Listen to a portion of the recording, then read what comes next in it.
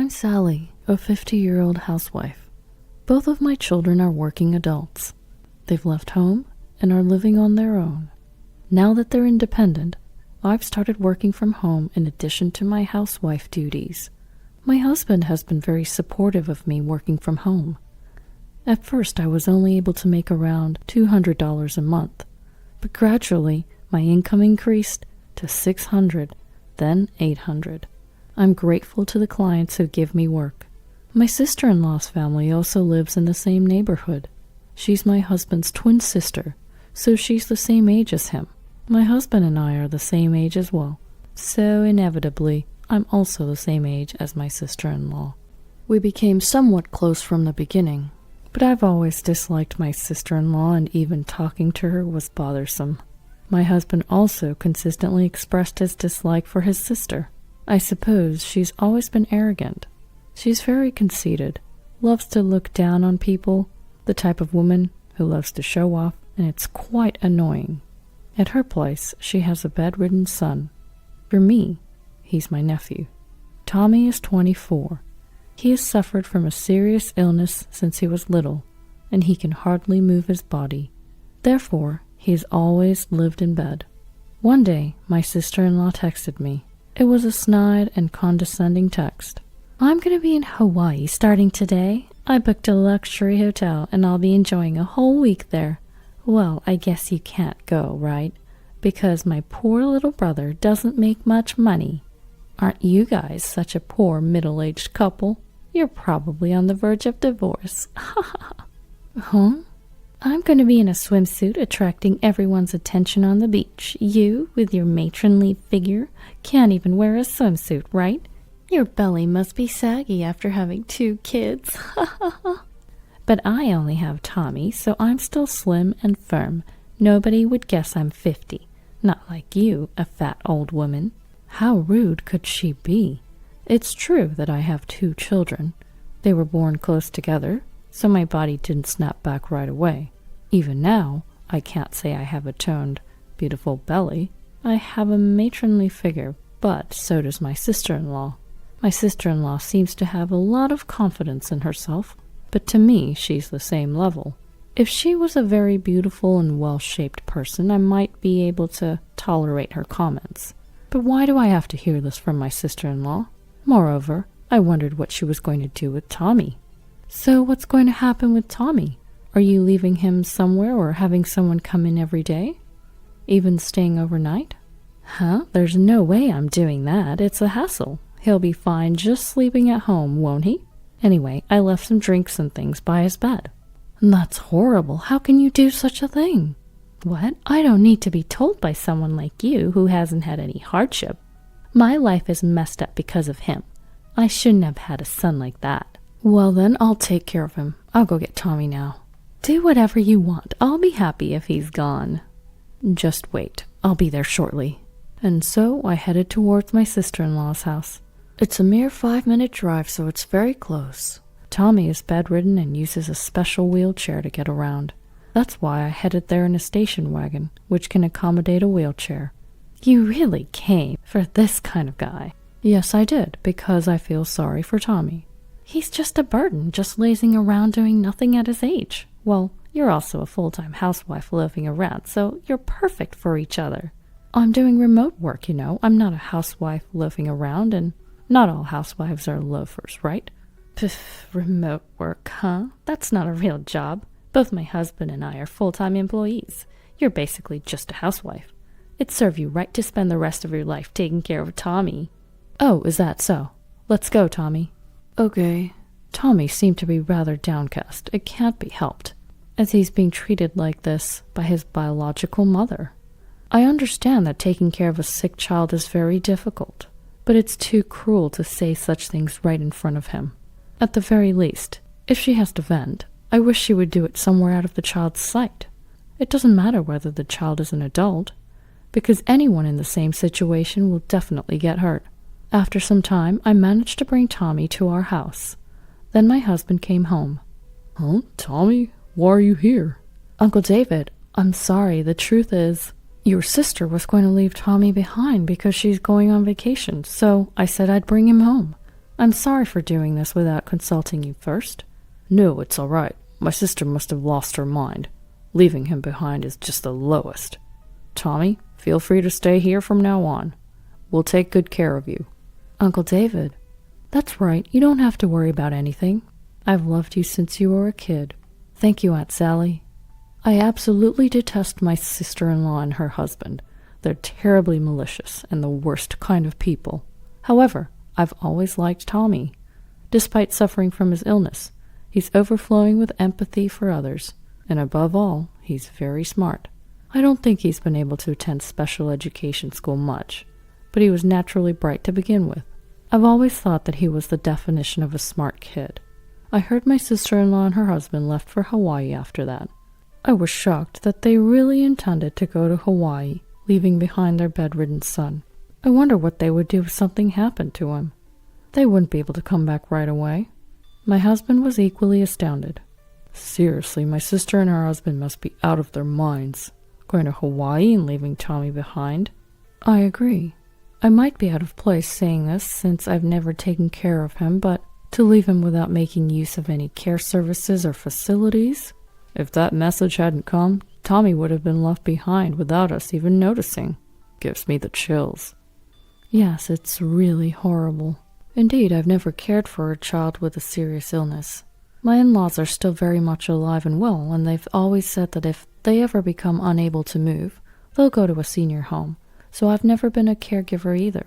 That's why I didn't feel in a position to criticize my sister-in-law, but I still can't fathom how she could just leave her son with only a drink and abandon him.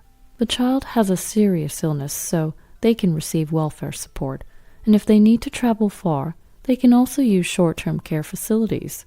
My sister-in-law and her family returned home. They came all the way to our home just to insult us. Here, this is a souvenir. It's perfect for you guys. What's this? They're seashells we picked up at the beach. We have plenty, so we're giving some to you. We don't want them. Oh, really? You're rejecting my kindness. Would you prefer this driftwood, then? We don't want any of them. By the way, is Tommy doing okay? Not that I care about such a useless child. That's cruel. How could you say such a thing about your own son? What? What do you know? It's just the worst, having given birth to him only to find out he has a severe illness. I want the money I spent on raising him back. You can only say that because you don't understand how I feel, having lived for such a useless son. Oh, really? So, about what you said before, about leaving him to us, you're fine with us adopting him then? Do whatever you want. Who in their right mind would adopt a child like that? Are you out of your mind? It's not crazy. I'm serious. With that, I closed the door. My sister-in-law and her husband left after that. My husband and I decided to adopt Tommy as our own. And so, Tommy became our child. He had been shocked by being abandoned by his biological parents, but gradually he began to smile in our home. He is bedridden, but he can use his hands, so he freely used tablets and smartphones while lying down. One day, Tommy seemed very happy. Look, my work is going to be published in a literary magazine. What? A literary magazine? I've been writing novels as a hobby. Because I'm bedridden, it's the only thing I can do. It's a little embarrassing hobby, though. There's nothing to be embarrassed about. It's a great hobby. Can I take a look? Yeah, this is the first one I wrote. I decided to read the short story that Tommy said he had written. It was very well done. It really hit home. This is amazing. I can't believe how good it is. I can't really describe my feelings in words. I just tried writing it on my tablet and it was surprisingly well received. So then I wrote a medium-length story. And this one too. This one got published in the magazine. I see. I had no idea you had such a talent. I showed it to my husband as well. He, being an avid reader, was utterly impressed. This is amazing. It feels like pure literature. Yeah, I admire Fitzgerald and Hemingway. I also like Dostoevsky and Hesse. So that's why you wrapped it up like this. It gives off a somewhat melancholic feeling. The authors you mentioned, their works are indeed sorrowful or rather tragic. Thanks. That's what I aim for. Thus, Tommy's novel was set to be published in hardcover. He chose to use a pseudonym as an author, Scott Wheel. He took Scott from F. Scott Fitzgerald and Wheel from Hermann Hesse's Beneath the Wheel. Soon, author Scott Wheel's book became a smash hit. It seemed to be selling out rapidly at bookstores. There was even a dedicated section for his books at the local bookstore, which made me happy. Then, Tommy won the Pulitzer Prize. We were all surprised. I won the Pulitzer Prize? That's amazing. You really did work hard for this. Oh, Tommy's wonderful talent has been recognized by the world. There's nothing more joyful. Yes, even someone bedridden like me can become a recognized writer. No one should ever give up on their dreams. I need to take a page out of your book. Then a press conference was arranged. Of course, without us. Tommy couldn't go on stage. He needed to be seated in a special wheelchair. His upper body needed to be secured. I wheeled him into the venue.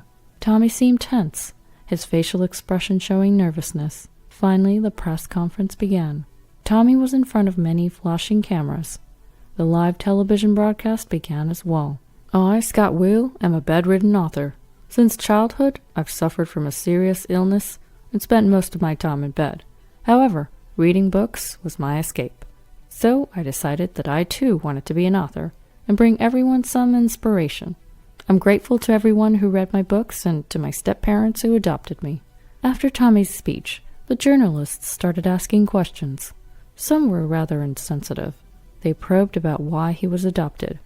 To this, Tommy responded, My real mother was very troubled due to my illness. She probably grew to dislike me. I can't blame her for it. Then voices rose from everywhere. What a terrible parent. That's really low. However, Tommy did not seem to want any pity. Everyone has their circumstances, so I'd ask you to not judge them here. Please, I beg you. When everything ended, my husband and I helped Tommy get into the car. Our car was modified so that Tommy's wheelchair could easily get in. Upon returning home, my sister-in-law and her husband were waiting for us. Tommy, you won the Pulitzer Prize? I'm so happy. Come live with us again. My sister-in-law suddenly changed her attitude. She probably thought that Tommy was going to make a lot of money. No, I'll keep living here. I'm not going back to that house. But I'm your real mother. My only parents are Sally and David. Then give us the prize money. No, this money's for my mom and dad, not you. It's for Sally. What? I'm the one who raised you all these years. Give it to me. No way. Despite her not being short on money, my sister-in-law has a keen nose for it. She's the type to latch onto anything that could quickly turn into cash. That's why she insisted on having the $15,000 from the Pulitzer Prize. But Tommy wasn't giving up either. I no longer think of you as parents. Even when I was young, you insulted me. I didn't speak ill of you at the press conference, but you often said things like you wished you hadn't given birth to me. You even said you wanted to abandon such a worthless son, didn't you? Do you have any idea how much that hurt? I'm the one who's at a loss for having given birth to someone like you. You should be the one apologizing. I did nothing wrong. How dare you forget the favor of raising you? Her husband also kept demanding for the money. It made me wonder how greedy they could be. It's shameful. Really vulgar. They flated their status as full-time employees and how they weren't short on money, yet they seemed foolish. So I decided to counterattack. You love money so much you're selling all kinds of stuff on those online marketplaces, aren't you? You're that desperate to make a profit? What? Look, you're selling a bunch of seashells, right? And it seems like you're also selling coral. You think that's okay? Huh? Everyone buys seashells to decorate their homes. No, that's not okay. Maybe taking a few seashells as a souvenir from a beach in Hawaii is okay, but certainly not coral. Even if you say it's not okay, they're beautiful and they're not alive, so what's the problem? It's not about that. Both seashells and coral are important in forming the beach. Even if the coral is dead, it's not okay to take them home. It's even written on Hawaii's official website. Maybe check out the fishing regulations of Hawaii. It'll show you it's not okay. And seems you might even have to pay a fine if it's deemed malicious. What? No way, I absolutely refuse. Well, since you're selling them on the online marketplaces, it's definitely malicious. So I'm going to report you. We're going inside the house now. Bye. No, don't. I totally will. You'll definitely get caught. I can't wait. And with that, we swiftly went inside our house. Immediately after, we contacted the police. Anyone might pick up a few seashells, but I saw it on the online marketplace. My sister-in-law was selling a huge amount of seashells and coral, and it was a ridiculously large amount. I thought she was a poacher or something. She might have thought it was okay to take coral as long as it wasn't alive, but ignorance can be scary. Of course, I also reported her on the online marketplace. Well, I realized the situation just yesterday, so I think it served as a perfect payback. Ever since then, my sister-in-law got involved with the police and ended up paying fines. I hope she realizes the gravity of her actions. She has done something so serious that she should reflect on her actions. Since then, my sister-in-law has stopped coming to our house. I wonder if she's scared that I might do something again. As far as I'm concerned, I wouldn't do anything unpleasant to her unless she does something to me. But I don't want to deal with my sister-in-law, so I'm thankful she's keeping her distance. I wish she would keep it this way forever. I, on the other hand, am taking care of Tommy while working from home. I'm also getting help from a caregiver, so I don't have to do everything on my own. Indeed, it's tough to care for him as he's bedridden, but I'm happy just to be able to be with him. I want Tommy to keep writing novels worry-free from now on. I hope that his novels will become even more well-known all over the world. Our kids have also become huge fans of Tommy's novels. They'll be coming back home soon, and I hope we can all spend a good time together as a family. James and Jennifer are on our side too. Besides, they'll be gone soon. At those words, my hand stopped. Hey, are you really going to do it? Don't say do it. It sounds bad. It's an accident. An accident. My eldest son David and his wife Lisa were talking so seriously that they didn't notice I was there. Jessica, the wife of my second son, spoke to me. Jennifer, call the police right away. At those words, I hurriedly called the police.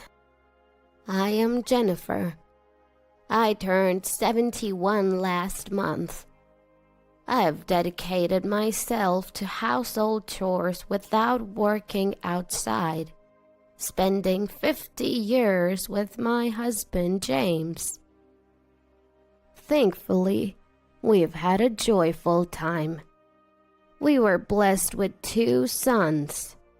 It seems ordinary, but I think it's a very happy thing. James is the second-generation president of a small wholesale company. He took over the company founded by my father-in-law 20 years ago.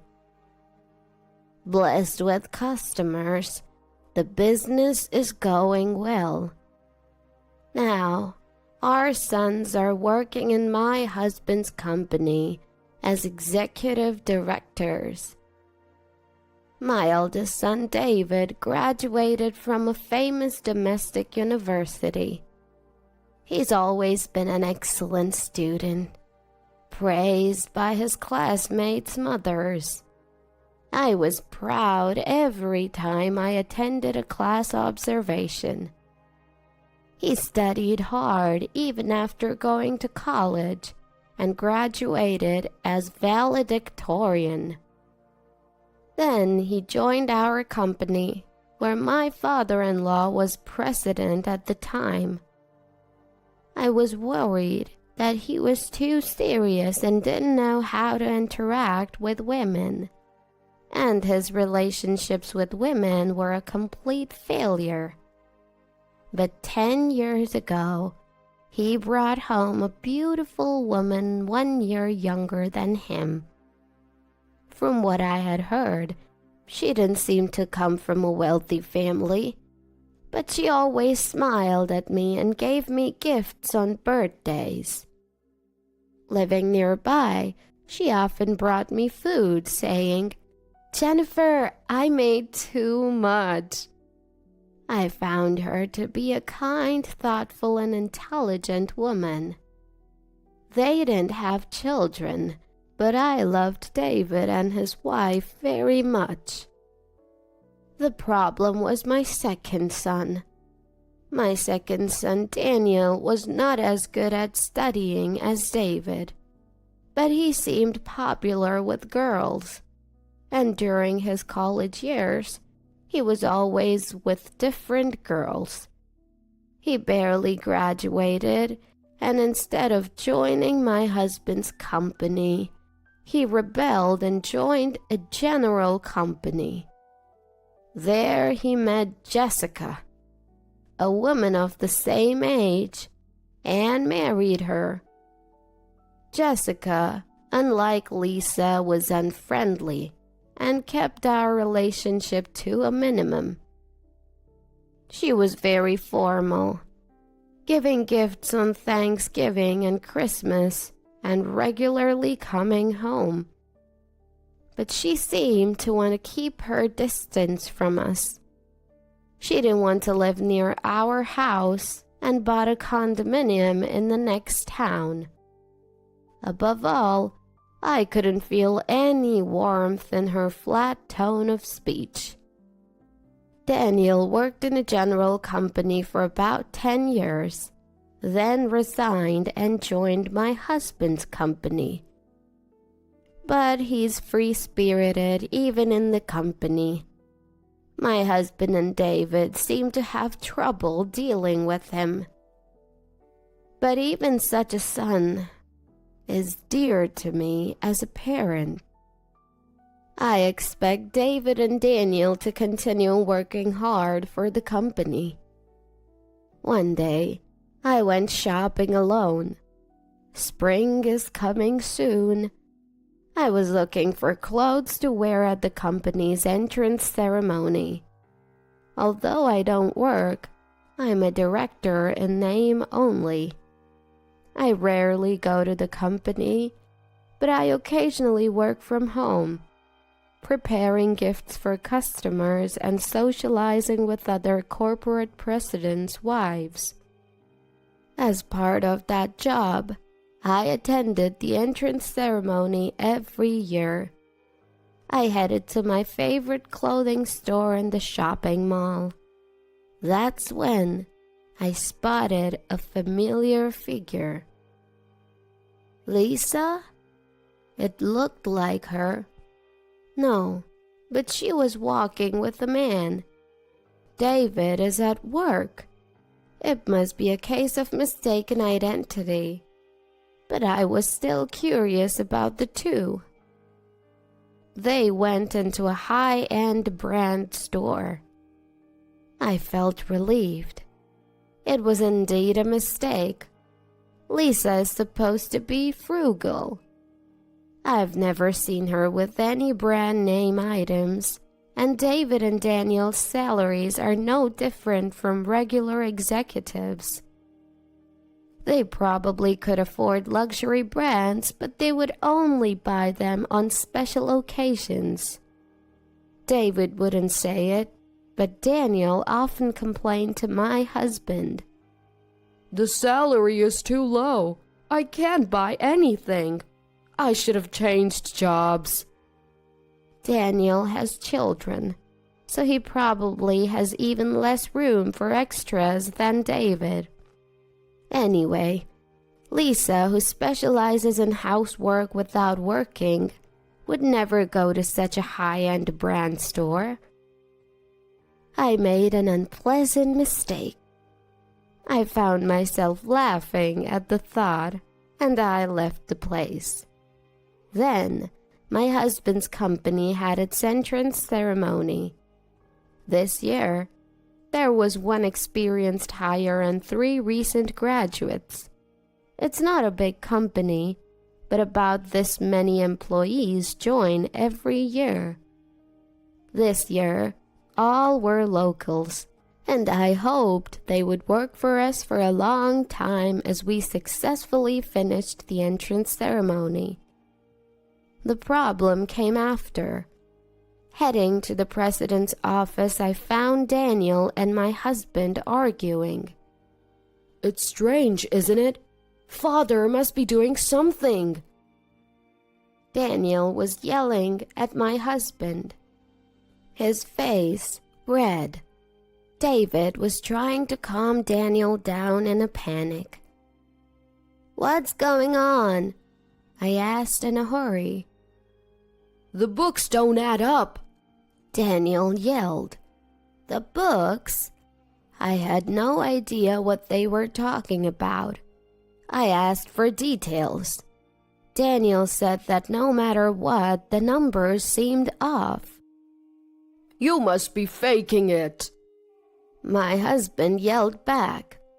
Don't talk nonsense. This is why second-generation presidents who don't know the world... What do you mean? The argument between my husband and Daniel seemed to escalate. Enough already! At that moment, David's angry voice rang out.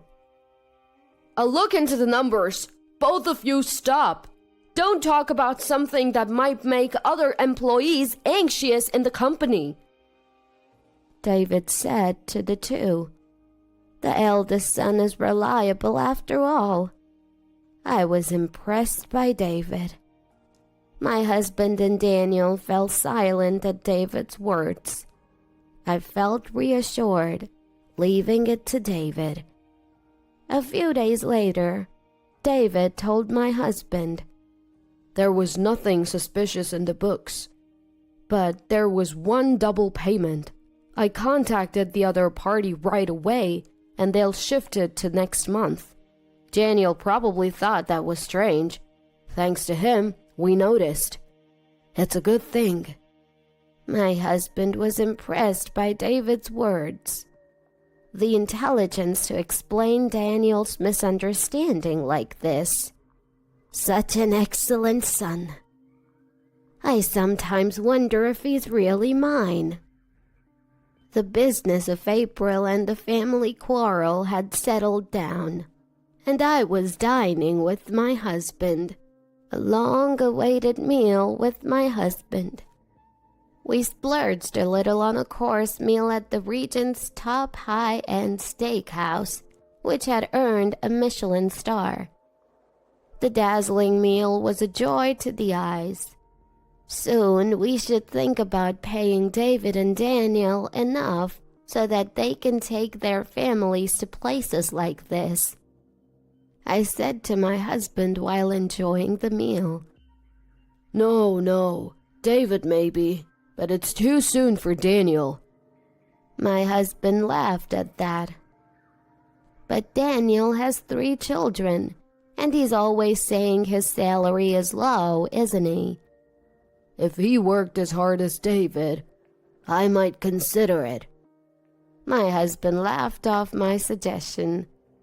Oh, come on, I replied, somewhat exasperated. We had all the courses and our stomachs were getting full. I'll bring the dessert now, said the waiter, taking our drink order and stepping back. My husband was content, sipping his coffee. Oh, a call. I'll be right back. The dessert will be here soon, so hurry back. My husband checked his mobile phone and stood up. Left alone in the room, I sipped my coffee. A quiet atmosphere. I couldn't help but hear voices from the next room. So you see, that voice was louder. At the same time, it seemed like a voice I had heard before. Calm down, we're just saying we'll watch the situation for now. It was my eldest son, David. The previous voice must have been Lisa. Were they here for an anniversary or something? I was delighted to realize that the two were coincidentally in the next room. When my husband returned, we would go say hello. They would be surprised to see us here. I quietly waited for my husband. I didn't intend to eavesdrop, but I could hear the familiar voices of the two quite well. What are you going to do by watching? I don't think Daniel would notice either. No, their voices were quite loud. Fortunately, this room was the second from the back. The voices of David and Lisa, and the farthest room should only reach here. It's good that it's us. but it would have been a nuisance to others. I thought I should warn them. However, what followed was not a matter of warning. "It'll be fine. James and Jennifer are on our side. Besides, they'll be gone soon anyway." At those words, my hand stopped. Hey, are we really doing this? "Don't say doing. It sounds bad. It's an accident. An accident." The two were talking so seriously that they didn't realize I was here, or that their voices could be heard in the next room. "First of all, the money. You can deceive more, right?" Last time I said it was a double payment, and they believed me. "But what should I say if Daniel catches on this time?" I looked up, frozen. I didn't want to think about it. David had always been serious, but hearing this conversation, I turned pale. I was sure. The cause of the argument between Daniel and my husband after the entrance ceremony. It was these two. They were embezzling the company's money. I called my husband with trembling hands, but he didn't answer. Perhaps the call was taking too long. Someone I could rely on, I thought, and dialed my mobile phone again. Hello? That person answered immediately. "Daniel, where are you? Come here right away." My second son, Daniel. He must have noticed my panic. He said he would come right away and hung up. Within 5 minutes, my husband arrived with Daniel and his wife, Jessica. He had met my husband outside, and he must have told him that I had called. "Jennifer, what's going on? Daniel said you called him." I silenced my husband's words with a shh and a finger to my lips. The ice cream dessert that had arrived while my husband was on the phone was already starting to melt. I quietly pointed to the next room. The three exchanged glances. They quietly sat down and focused on the voices coming from the next room. While my husband was away, I had been listening to the terrifying conversation next door alone. And even as time passed, the two continued their conversation. Only when the waiter brought food did the conversation pause. And then it started again. I felt sick at being betrayed by David and the content of that betrayal. "Lisa?" Jessica whispered. The voices from next door were audible, and my husband Daniel and Jessica must have realized who was there. "So, daffodils, you know? There are accidents where people mistake them for vegetables and eat them." Lisa's voice could be heard. The three probably didn't understand the content yet.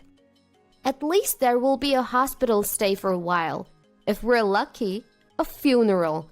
So, make sure the embezzlement doesn't get discovered until then." Daniel let out a small, "What?" "So if that is the case, we can wait and see, right?" David's voice was also heard. It was the same conversation over and over. "No, we can't stop the money." At Lisa's voice, David said, "If they find out, they won't hand over the company to me." "It's impossible. There's no way they'll find out. Or rather, before they do, right?" The conversation must have seemed serious. Jessica quickly activated the voice recorder on her mobile phone. My husband said nothing. Silent. Daniel was trembling with anger. "Before they find out, daffodils. So that's why they were planted in the garden." "Yes, that's right. I've been bringing in my cooking, and they seem to like it. So even if it tastes a little off, they'll eat it, saying, "Oh, I messed up." I understood the two's plan and their hidden faces. "What should we do? We need to feed them plenty. How much insurance money do you think they have?" Lisa's cheerful voice was followed by loud laughter. "Knowing father, he's got a lot on it. Finally, I'll be the president. It was worth obeying them all this time." David's triumphant voice. Daniel stood up in anger. My husband said nothing to stop him. "No!" It was Jessica who stopped him. "Why?" I said to Jessica. She was heartless. She hadn't been deeply involved with us, so it must have seemed like someone else's business. But Jessica calmly said, "If we confront them here, it will play into their hands. Surely Jennifer and James will be swayed by David and Lisa." My husband and I fell silent. "So what should we do? They're trying to poison father and mother," Daniel said. To that, Jessica replied, "It's okay. We have evidence. So, Jennifer, please call the police right away." Huh? I flinched at those words. Wasn't calling the police going too far? This is outright embezzlement, and they're trying to put those two in danger. It's a crime. If we leave it like this, Jennifer and James will be at the mercy of those two. But Jessica's words made me realize, that's right. If we continue like this... The thought sent shivers down my spine. I hurriedly called the police. Jessica explained the situation to the waiter, asking them to slow down the service to the two and make sure they didn't escape. And she also apologized for the inconvenience. If she hadn't been there, Daniel and my husband, with their heads hot with anger, would have stormed next door, and I, drained of all energy, would have forgiven the two without doing anything. After a while, we heard the sirens of police cars. Hearing that, Jessica went outside to guide the police. The three of us were told by Jessica to wait in the room, as we probably wouldn't be able to stay calm, so we decided to do so. We heard Jessica and the police's voices, and then they opened the door to the next room. What is this?" Lisa's voice was heard. "Jessica?" And the two seemed to have noticed Jessica. "David, Lisa, I've heard your conversation. I thought it necessary, so I called the police. Let's talk at the police station so we don't cause trouble for the restaurant." Jessica's calm voice had never sounded so reliable. "What are you talking about? We were just having a normal conversation." "Yeah, what will James and Jennifer say when they find out about this?" The two probably thought Jessica did this on her own. They mentioned our names and resisted loudly. "You're trying to frame David by calling the police because Daniel can't become president? Don't take it out on us." Lisa said that. Hearing those words from next door, my husband stood up. "Father!" Daniel looked at my husband. The battle was still going on in the next room. "For now, let's move," Jessica's voice. Following that, "Can we ask you to come voluntarily?" the police officer asked the two. "Voluntarily? No! I'm not going. I haven't done anything wrong." Lisa said that. "Yeah, that's right. There's no need to go." David's voice was also heard. "Is that so? I thought you might have an excuse. Well, we're going to the police station now to submit a report. Shall we go?" Jessica said that. She must have spoken to the police officer. The two didn't seem to feel any remorse. We had to go to the police station ourselves, so we stood up. I stumbled a bit. Daniel supported me. Mother, are you okay? Yes. Daniel had become quite reliable, though. He had been through a lot. We left the room. In the hallway were police officers, probably calling out to the next room. David and Lisa must have been in the back. Mother, are you there?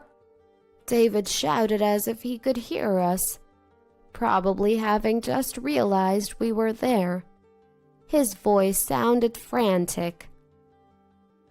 If you want to make excuses, I think you should come with us. Next, the police will come with an arrest warrant to pick you two up. Jessica calmly said that. The two seemed to have stood up at her words. I had completely forgotten about it in shock, but Jessica had taken care of the bill. And so, David and Lisa were taken to the police station in a police car. We followed them in our car. When we arrived at the police station, David and Lisa, who had arrived earlier, seemed to be appealing to the police, saying things like, "It's a misunderstanding," and "It's Jessica's mistake." We could hear them from outside the room. Another officer guided us to a separate room.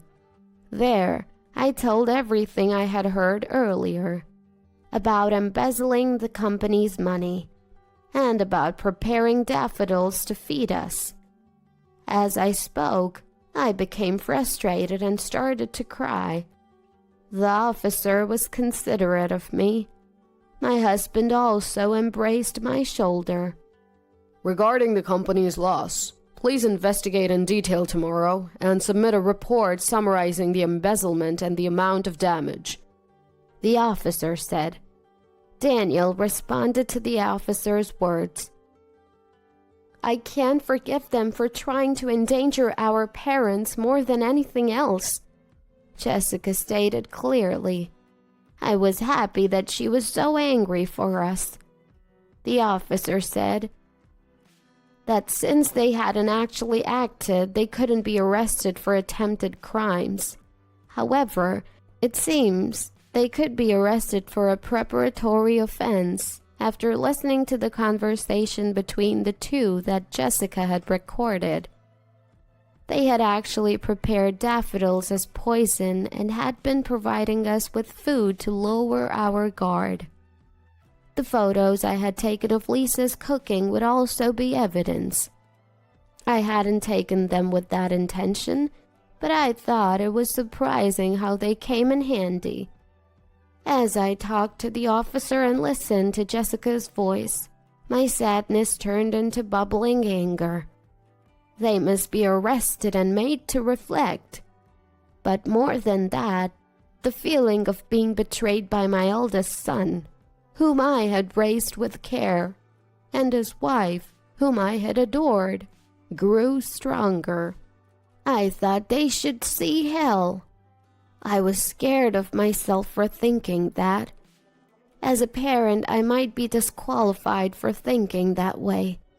But I also think it's inevitable to feel that way because I'm a parent. We decided, with Jessica and Daniel, that it would be best not to see David and Lisa. My husband, who was completely angry, didn't want to see them in the first place, and I might forgive them if I saw their faces. That's not true. I'm pretty angry too. But it was also true that I might forgive them if they apologized. We left the rest to Daniel and Jessica and went straight home. It seemed that Jessica's mother had come to play with the grandchildren, and she was taking care of them. So they told us not to worry and to rest. I was very grateful for that feeling. The next day, the police contacted us. In the end, the two didn't admit to anything. However, Daniel investigated the embezzlement facts and amount in one day. It was about 10 years. Starting from the first year of their marriage, they had embezzled nearly $2 billion, sometimes a few $100s a month, sometimes a large amount. When I heard that, everything went dark before my eyes. I had been deceived for so long. Jessica, who had come to care for me, took care of the housework and communication with the police on my behalf since I couldn't move. It seems that Jessica's mother continues to take care of the children. I feel sorry for causing trouble to my grandchildren. Daniel consulted with the police and filed a complaint. Now, at least David will be arrested. I feel relieved, regretful, and indescribable. But thanks to Jessica, I didn't lose myself. And they were also arrested for the preparatory offense. The planted daffodils in Jessica's recorder became irrefutable evidence. The two of them stuck to their claim of knowing nothing. They seemed to have no intention of reflecting on their actions. For the embezzlement, Daniel filed a criminal complaint against David and Lisa. It seemed that the embezzled money was being given to a man named Toshin, a club waiter whom Lisa was supporting. Did David know about this? If he knew, he's a complete fool. During the trial, Toshin was called as a witness. My husband was going to be the next president, so the money was good. I really didn't know it was embezzled money, and I have no feelings for her beyond being a customer. Just a customer. At Toshin's words, Lisa became frantic. Toshin, you said you wanted to marry me. I supported your sales. Lisa screamed. What are you talking about? You! David also yelled. No, really spare me. You know, it's just sales talk. It's impossible. Toshin coldly cut off Lisa. Serves her right. I almost burst into laughter. From this, it seems David didn't know. Apparently, he had been sending the money to his not-so-wealthy family. Caught by a foolish woman. It's a real shame. In the end, both were found guilty. As for Lisa, she was even rejected by her beloved Toshin in front of everyone. Jessica and Daniel laughed loudly when the trial was over. It really served them right. I probably saw Lisa with luxury brands before, and the man next to her was Toshin. I should have noticed at the time, but well, it turned out fine in the end. And the two were also indicted for the preparatory offense. With all the evidence in place, none of their excuses were accepted. Naturally, they were found guilty. Although they were given a suspended sentence for this matter, they received a prison sentence for embezzlement, so they will be in prison for a while. David cried and apologized to me, but I had no intention of forgiving him. He was fired from the company. All insurance money was transferred to Daniel. My husband clearly stated that he would make Daniel his successor. David, now unemployed, divorced Lisa. It's really good that he broke ties with such a woman. I don't want to be involved with David anymore, but the blood connection cannot be severed. The police also told us to support him so that he doesn't make the same mistake. But David is an adult, and that woman is gone. He will surely manage to live on his own without relying on his aging parents. Trust doesn't return so easily. I probably won't be able to trust David until I die. After that, Daniel firmly took over my husband's work as a successor. I was truly helped by Jessica. Without her, this matter would not have been resolved. I went to Jessica's house with a thank you gift. "Grandma!" My grandchildren ran towards me, looking happy. Jessica saying, "Sorry for the mess," guided me to the living room. There's some distance, so I hadn't visited Daniel's house in a while. Coming after a long time, it was so neatly arranged that I couldn't think of it as messy. And I was very pleased to see a framed photo of my 3 grandchildren, my husband, and me that we had taken some time. "Jessica, thank you so much for everything." I expressed my deep gratitude. "No, I've only done what's natural," Jessica said calmly as always. "Actually, I used to be uncomfortable with Jessica. You didn't try to get close to our house, did you? So," I muttered softly. "I knew you felt that way, but that's okay," Jessica said. "I think of you too as Daniel's parents, and I truly cherish you.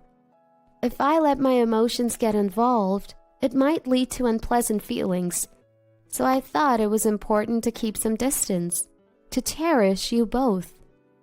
I was deeply impressed by her words. Lisa was always trying to flatter me, and I was deceived by her and doted on her. But I was really foolish not to have noticed Jessica's feelings for us. "Grandma, look, a present!" my young grandchild Sarah said, handing me a clay craft.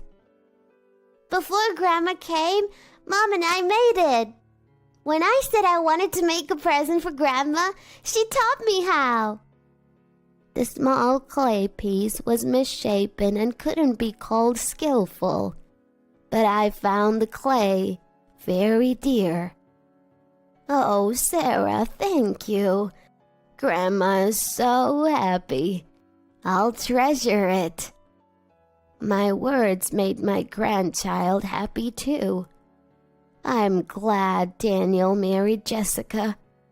My grandchildren and Daniel will be fine with her around. Jessica, thank you so much. I'm counting on you from now on. My grandchild, looking at me curiously as I spoke, smiled along with me.